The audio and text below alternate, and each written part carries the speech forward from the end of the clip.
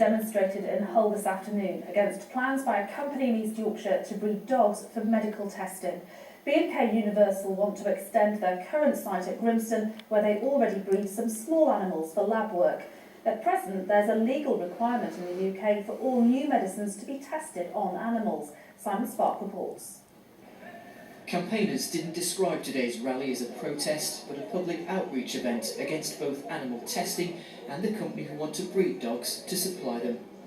At the moment, B&K Universal breeds some small animals and transport in puppies which are reared until required by biomedical research labs. They want to extend their current facility so they can breed their own. Dogs are vital for medical research in that they provide a second species that allows us to verify that the drugs are safe before they go into humans. Dogs and rats have a high concordance of being able to predict how drugs will be handled by humans, and so it's important that we continue to provide them. Today the demonstrators are not just fighting this proposal, but the bigger picture against animal testing. There's a huge split in the scientific community. On one side, you've got people doing animal experiments the way they did it in Victorian times, saying if we keep going with this, it'll work. And on the other side, you've got modern scientists based on evolutionary biology who have proven it will never work. We're going down the wrong research path. We need modern research methods. I don't think that we're any further with any cures for any diseases that I see on a day-to-day basis as a district nursing sister. If one of your family members has had a transplant, absolutely raise the issue, but the fact still remains, I think at the moment we need to do that type of research.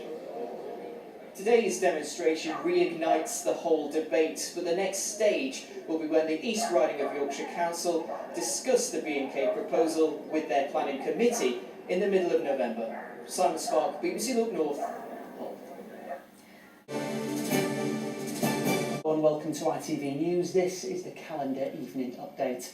Animal welfare protesters gathered in Hull today to demonstrate against plans to breed up to 2,000 beagles a year in nearby Grimston. They're also challenging the company responsible, B&K Universal, to a scientific debate about animal testing. Meanwhile, outside B&K's gates, villagers gathered to express their opposition to the plans, claiming it would increase traffic and cause light pollution. A larger scale proposal was rejected 2 years ago.